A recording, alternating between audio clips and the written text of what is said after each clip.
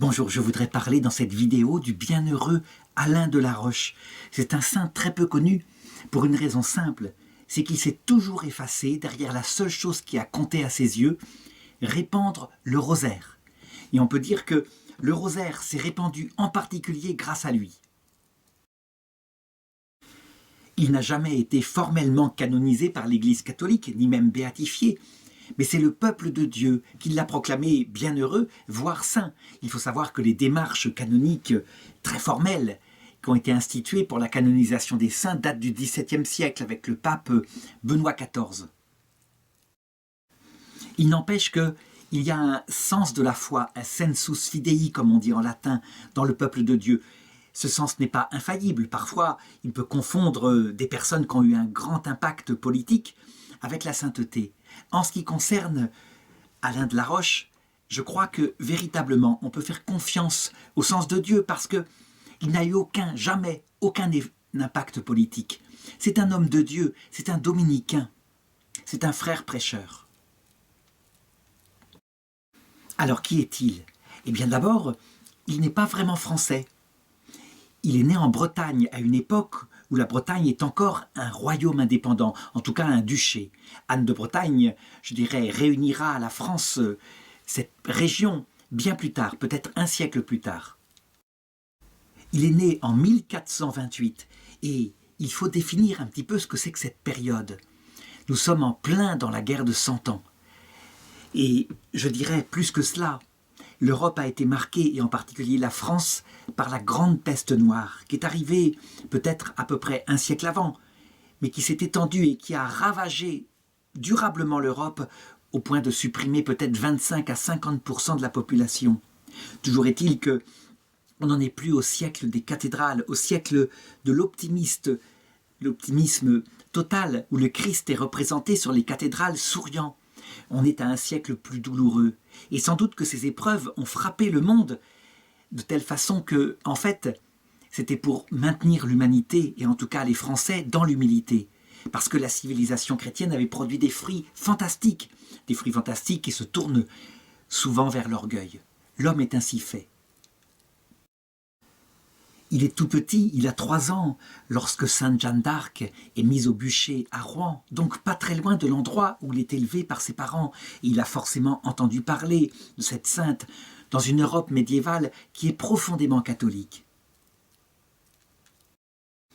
De même, quand il naît, il y a à peine 9 ans que le grand apôtre, le plus grand charismatique de tous les apôtres, Saint Vincent Ferrier, après avoir parcouru la France et la Bretagne, pour annoncer l'évangile avec ses charismes extraordinaires qui faisaient qu'il ressuscitait les morts, qu'on pouvait le comprendre quelle que soit sa langue de naissance, eh bien, il ne naît que 9 ans après, et lui meurt à Vannes, donc, encore une fois, pas très loin de son lieu de naissance.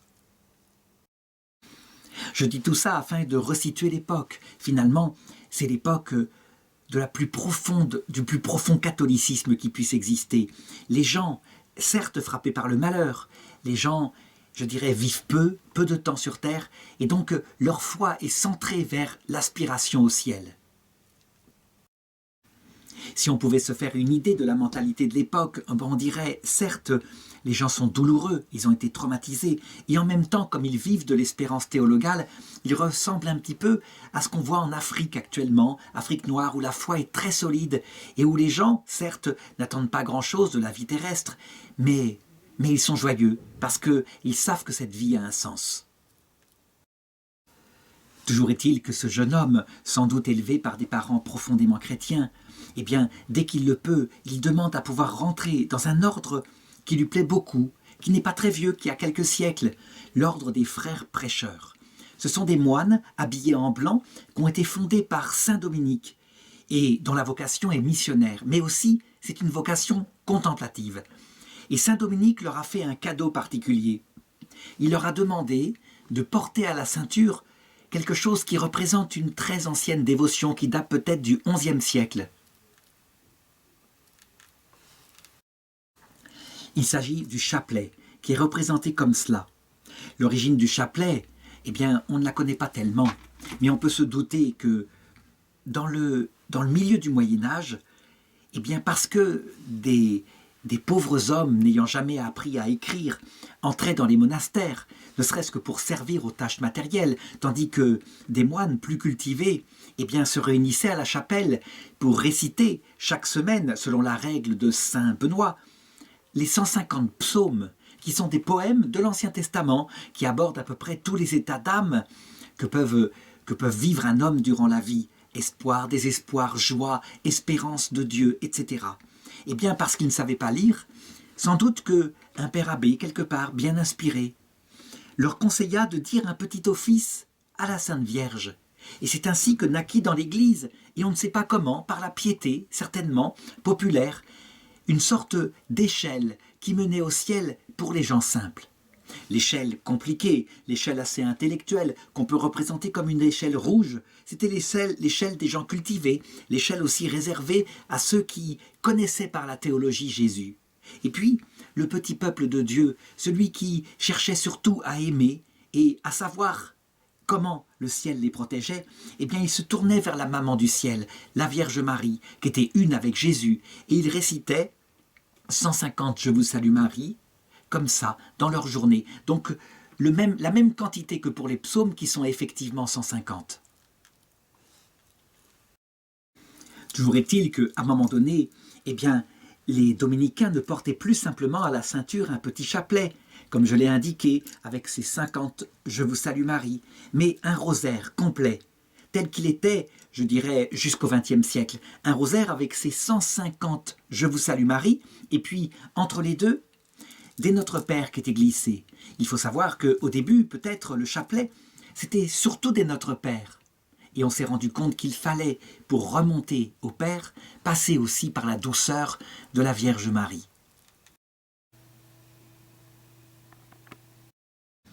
Toujours est-il que frère Alain de la Roche, il se passionne pour les études, surtout que chez les dominicains, ce sont des études très bien poussées.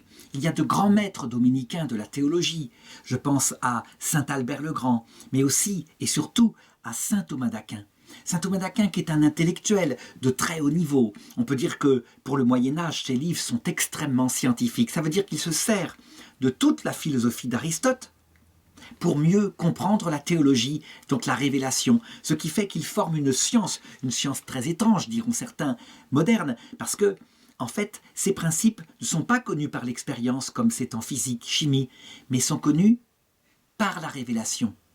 C'est-à-dire qu'on a des principes révélés par Dieu, et à partir de là, on établit la scientificité, non pas pour prouver leur vérité, mais pour les comprendre, en commençant par le début, donc la cause qui est Dieu, dans sa Trinité, et puis en tirant les conséquences jusqu'à son terme, à savoir ce qui se passera au ciel, la vision béatifique, quand nous verrons face à face ce Dieu infini, ce qui permet de comprendre, je dirais, l'éternité de la vie et qui ne s'ennuie pas.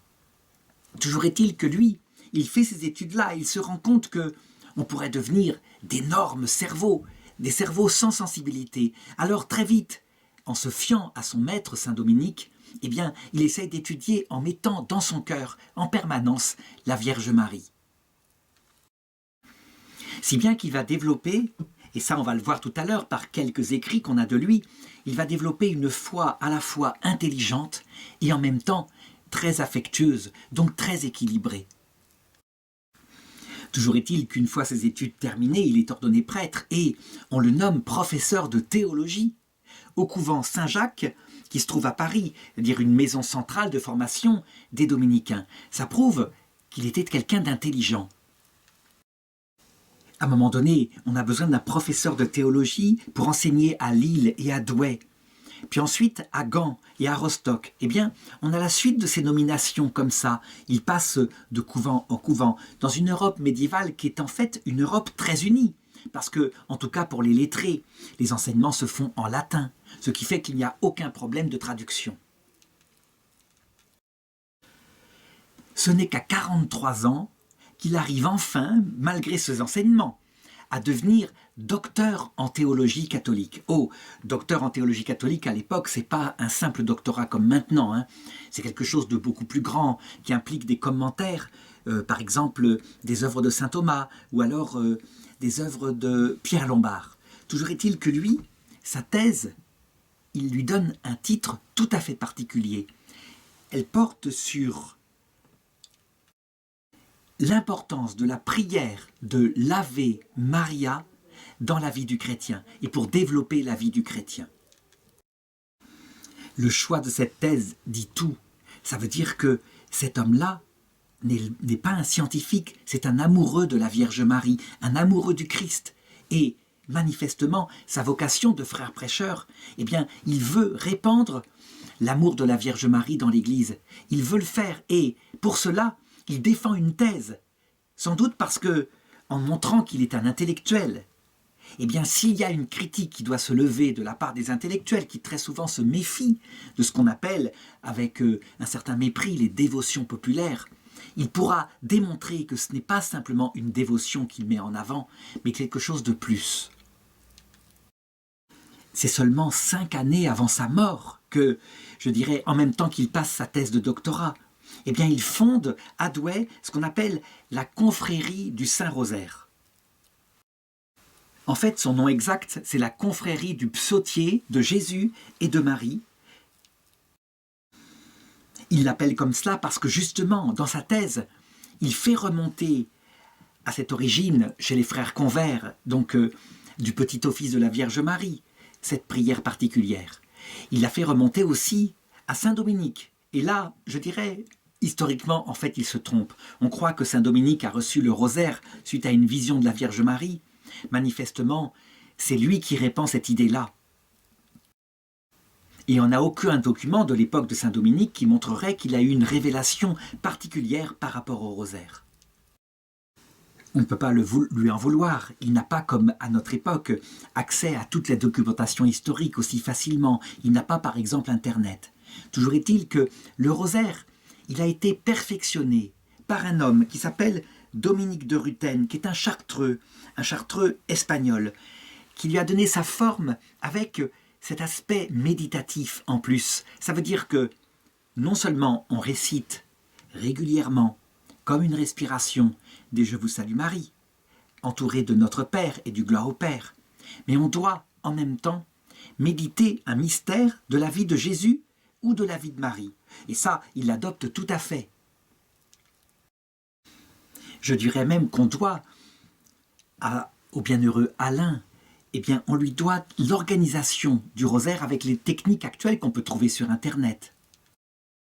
Donc la récitation du credo de l'Église catholique ici, avant de commencer un Notre Père, 3 Je salue Marie, puis un Gloire au Père, et ensuite on commence les mystères qu'on tourne ainsi dans sa main selon une journée.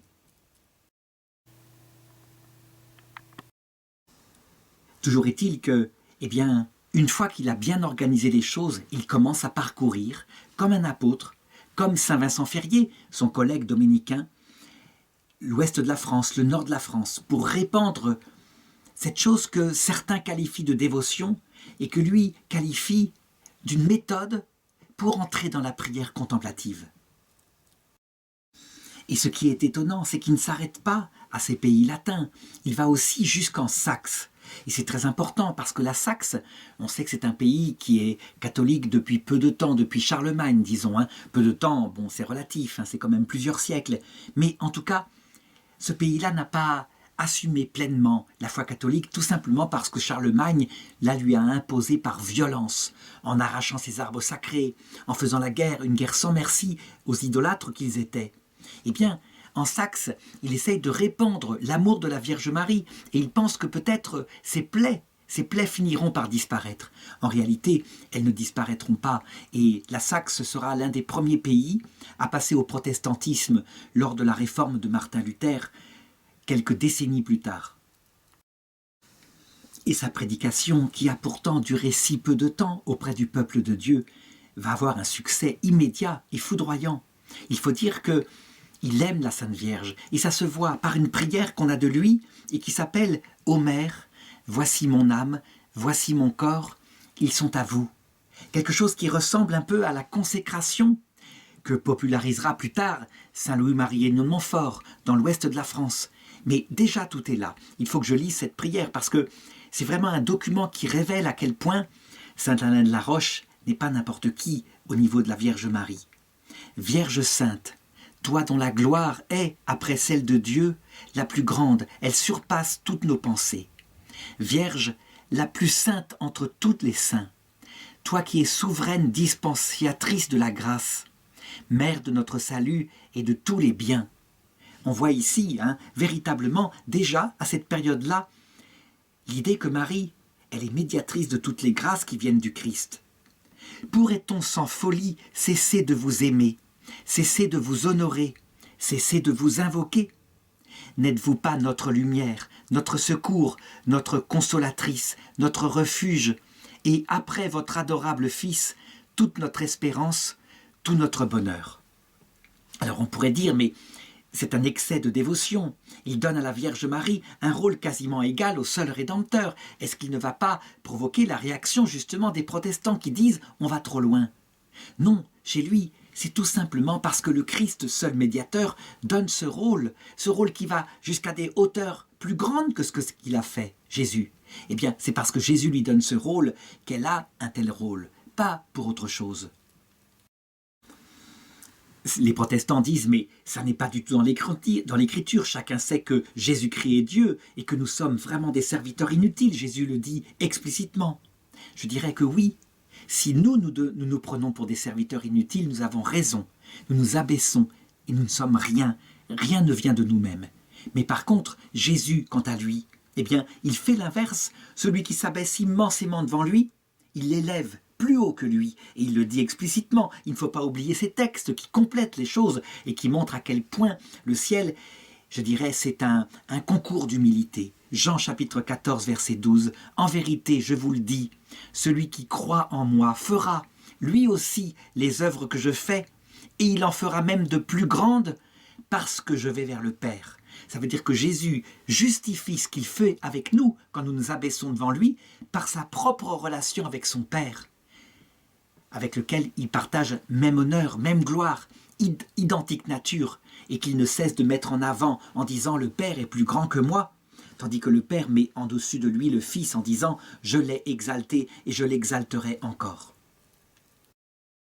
Et le bienheureux Alain de la Roche continue en disant « ô 1000 fois heureux ceux qui savent vous aimer, vous honorer, vous servir en enfants dévoués ».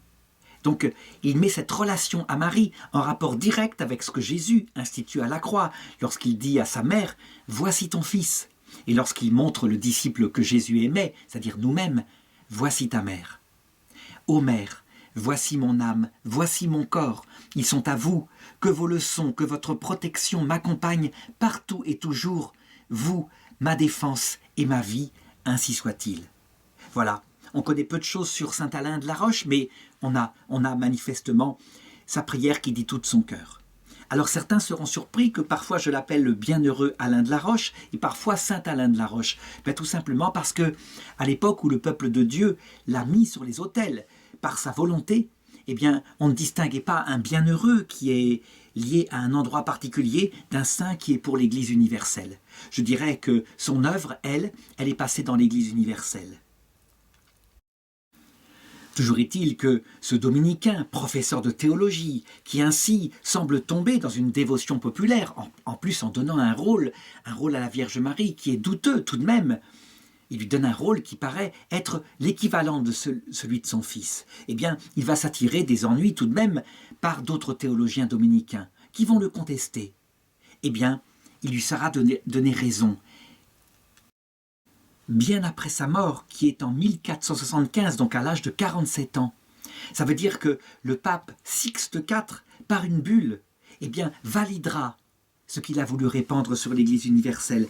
Et voilà la lecture de sa bulle. « Moi, Sixte IV du nom, fais savoir, pour le bien de tous, qu'il érige la confrérie établie à Cologne, dans l'ordre des frères prêcheurs, donc des dominicains, et que gagne une indulgence quiconque récite convenablement les prières, de louer Dieu lui-même avec piété, et Marie, sa mère, si haut élevée, au plus grand jour de sa vie, et en sa nativité et en son annonciation, et au jour où elle prit son essor pour le ciel, Dieu leur fera, à ceux qui pratiquent cette prière, la grâce.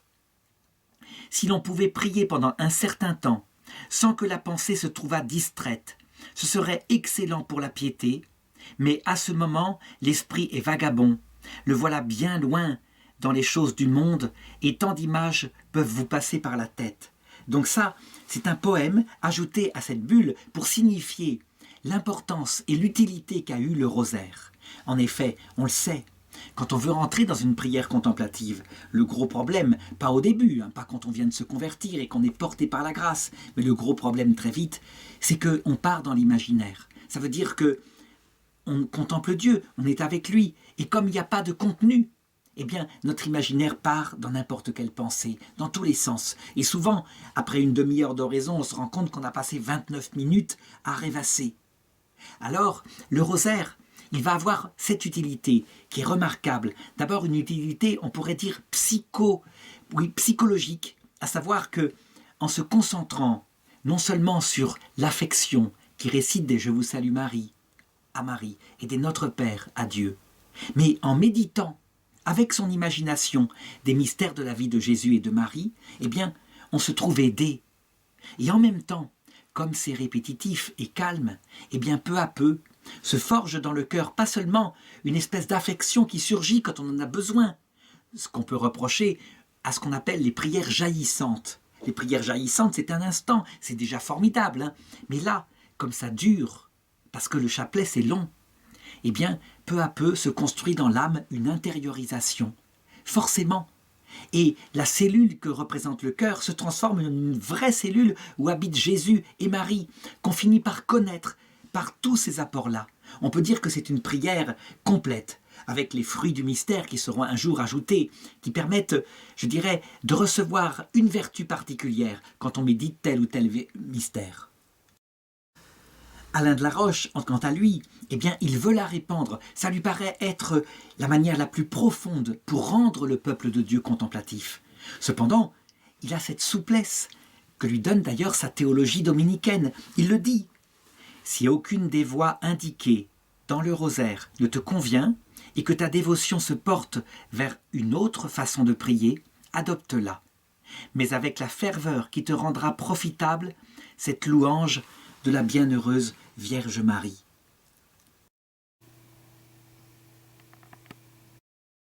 Ça veut dire quoi? Eh bien qu'en fait, il comprend, par analogie ne serait-ce qu'avec la vie conjugale des êtres qu'il côtoie, qu'il y a plusieurs manières de se tourner vers Jésus, et que peut-être certains n'aimeront pas celle-là, alors qu'ils trouvent un autre moyen.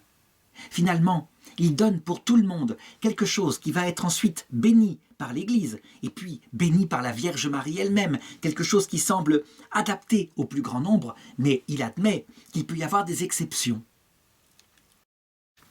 L'essentiel étant que on ne perde pas la Vierge Marie.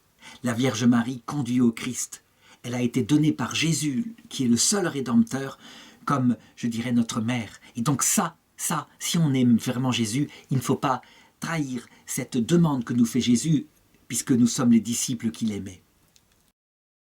Alors, avant de mourir, le bienheureux Alain de la Roche va recevoir, ou peut-être inventer, on ne sait pas, mais peu importe, je dirais, ça vient de son cœur et c'est inspiré par la Vierge Marie, une série de 14 promesses pour ceux qui voudront bien dire leur chapelet.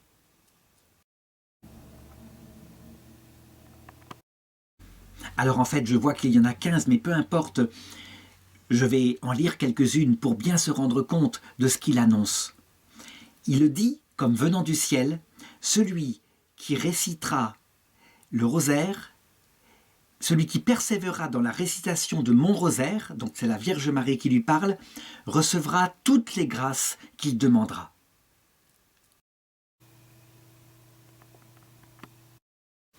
Alors, certains, évidemment, interprètent ces promesses qu'on retrouve aussi, par exemple, chez Sainte Brigitte de Suède, eh bien, les interprètent en disant « Ah, je vais dire un chapelet et je vais demander à gagner au loto ». Non, il est bien parlé de toutes les grâces qu'il demandera. Et si on demande à gagner au loto, eh bien, la Sainte Vierge, qui est notre maman, elle nous prend comme des enfants, comme un enfant qui demande un bonbon et à qui elle offre de devenir un jour un adulte plein de cœur, plein de droiture. Ça veut dire qu'on n'est pas fait forcément exaucé selon nos demandes matérielles, même si on l'est souvent. Parce que notre maman, elle sait que nous regardons la vie terrestre comme une grâce, alors que la vie terrestre, son but, c'est la vie éternelle. Donc elle sait transfigurer nos demandes matérielles en demandes surnaturelles. Deuxième promesse, je promets ma très spéciale protection et de grands bienfaits à ceux qui réciteront dévotement mon rosaire. Donc on le voit, il ne faut pas se contenter de réciter mécaniquement.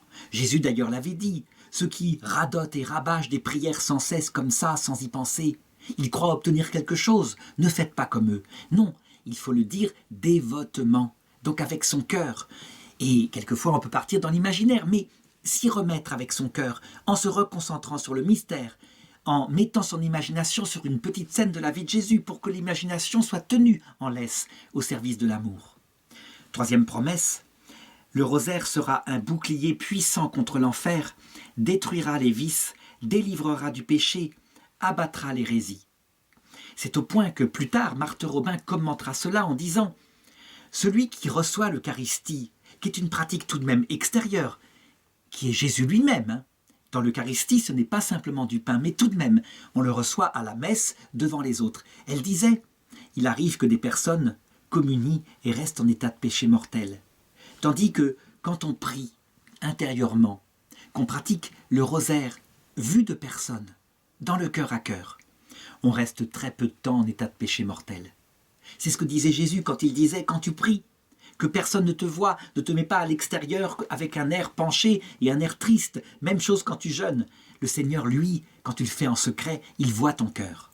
Et donc il te communique la grâce. Quatrième, promesse.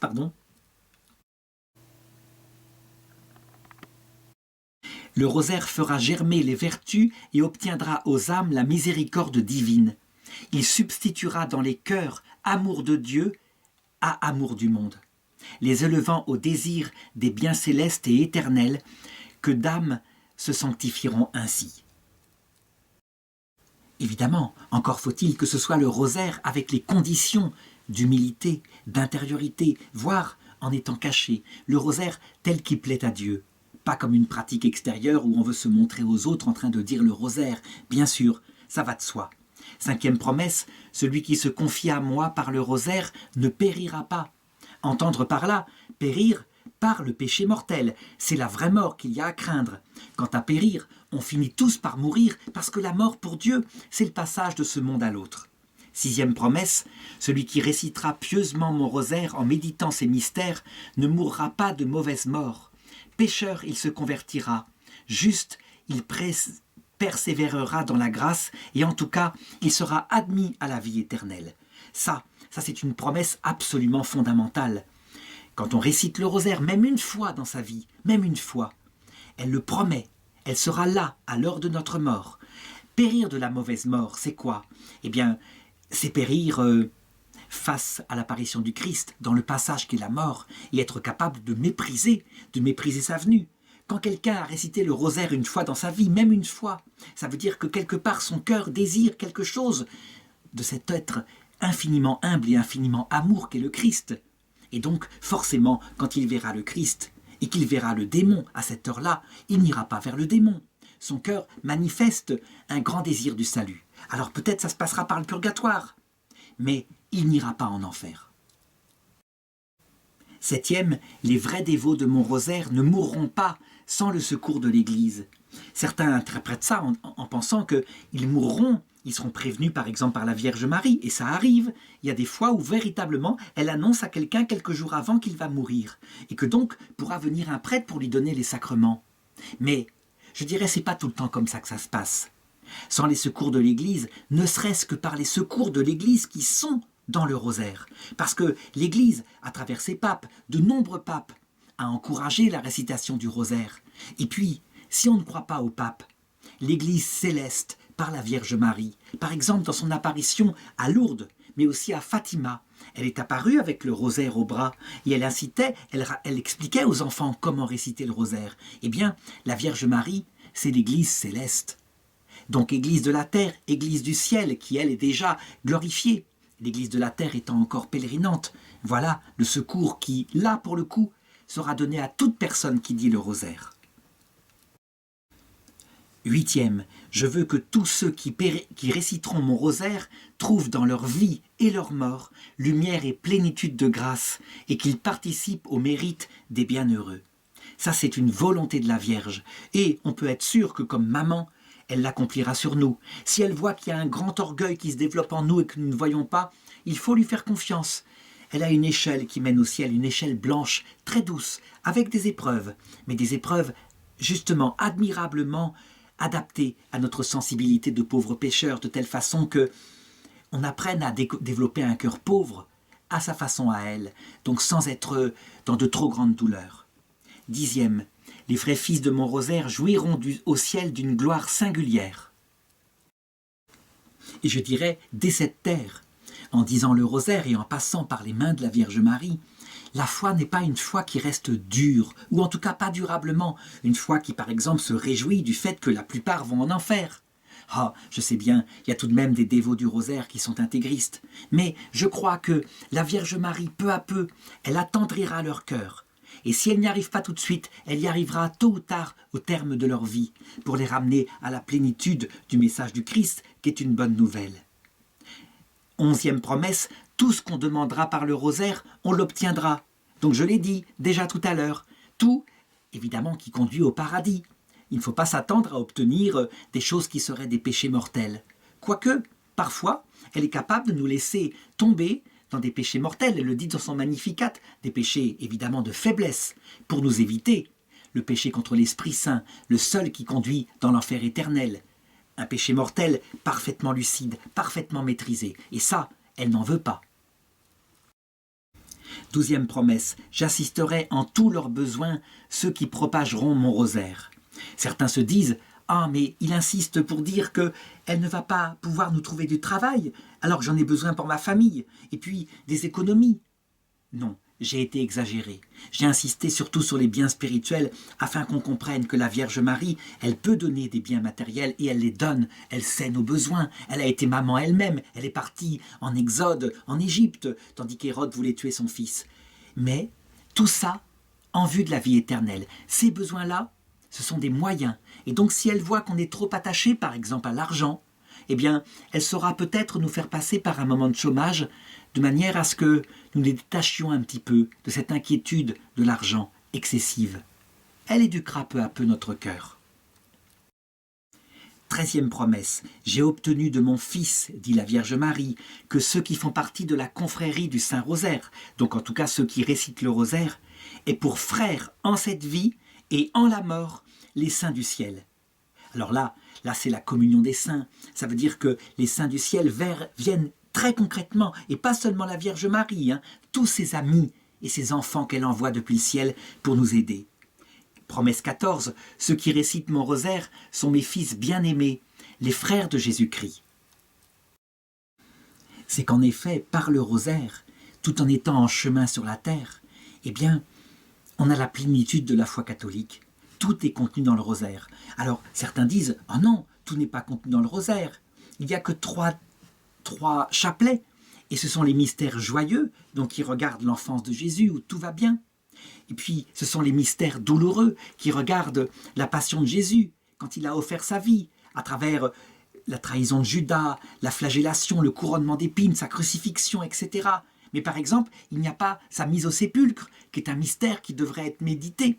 Et puis il y a les mystères glorieux, qui sont surtout justement sa résurrection, son ascension, et puis la glorification de Marie, son couronnement comme reine au ciel. Il y a bien d'autres mystères qui ne sont pas dits. Oui, tout à fait. Le rosaire est améliorable. Et d'ailleurs, un grand saint du XXe siècle, qui d'ailleurs a été critiqué pour ça, par de tristes personnes qui devraient plutôt écouter, un grand saint du XXe siècle a considéré qu'il manquait des mystères. Et il a rajouté les mystères lumineux. Ça veut dire qu'il fallait un chapelet entre les mystères joyeux et les mystères douloureux qui racontent les enseignements principaux de Jésus. Par exemple, comment il a agi lorsque il est allé au désert, comment est-ce qu'il a prêché le royaume de Dieu, comment il a institué l'Eucharistie, etc. Certains disent, mais il manque encore beaucoup de mystères. Est-ce qu'on ne pourrait pas méditer par le rosaire ce qui s'est passé avant, donc les mystères d'attente. Par exemple, quand Dieu a parlé à Adam et Ève et qu'ils ont péché, puis quand Dieu est revenu par Noé un tout petit peu, avec une légère promesse, l'arc-en-ciel, jamais plus il ne ferait ce déluge. Et quand il a ensuite parlé à Moïse, afin que, à un peuple barbare, soit donnée une loi qui permettait petit à petit d'affiner son cœur. Et puis, comment Dieu est passé par le roi David, avec entre-temps d'autres apprentissages. Et puis, le roi Josias, la déportation à Babylone. On peut ajouter un rosaire comme ça. Il est à fabriquer, il est à construire. Il manque aussi un rosaire consistant à méditer les mystères qui ne sont pas encore réalisés, que nous attendons, comme par exemple le retour du Christ, qui vient à l'heure de la mort et à la fin du monde, et puis le mystère du jugement individuel que nous vivrons à un moment donné, quand nous nous convertirons à lui dans le passage de la mort, et puis le mystère du purgatoire, que nous devrons peut-être vivre encore après ce jugement, en sachant que nous sommes sauvés à ce moment-là, c'est certain. Et puis, le mystère de l'entrée dans la vision béatifique. Et puis ce que nous ferons, puisque nous passerons, une fois dans la vision béatifique, notre temps à aider nos petits-enfants, nos arrière-petits-enfants qui seront sur terre. Ça aussi, c'est à inventer. En fait, il y a une grande liberté là-dedans, qui sera découverte peu à peu, et on peut être certain que le rosaire, au bout d'un certain temps, eh bien, atteindra sa perfection.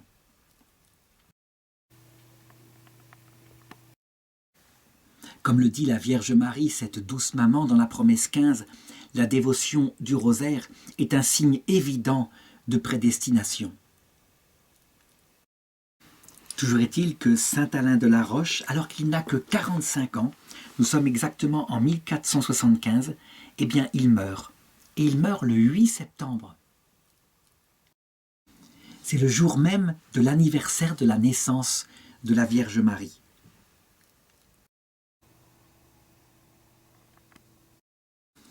Si on considère qu'elle a été enceinte de Jésus vers l'âge de 15 ans et qu'on s'est trompé un petit peu sur la date, on peut dire que quand il meurt et qu'il monte au ciel et que la Vierge Marie l'accueille, eh bien, elle est née à peu près 1490 ans avant. Saint Alain de la Roche a été très efficace. Toujours est-il que ses frères dominicains, eh bien, ils adoptent cette chose-là qui, me semble-t-il, ne doit pas être appelée une dévotion. Il me semble que c'est plus que ça. En fait, il y a une dévotion, parce qu'il y a une pratique particulière, et on peut en inventer bien d'autres, mais il y a plus que ça, il y a une échelle de l'éducation à la vie contemplative, chose que les dominicains prêchent par définition dans leur ordre. Saint Louis-Marie de Montfort, plus tard, développera tout ça, le secret du rosaire. Et puis, Léon XIII dira, dans le rosaire, il y a condensé tout ce qui concerne la Vierge Marie. Et on pourrait ajouter maintenant tout ce qui concerne le Christ.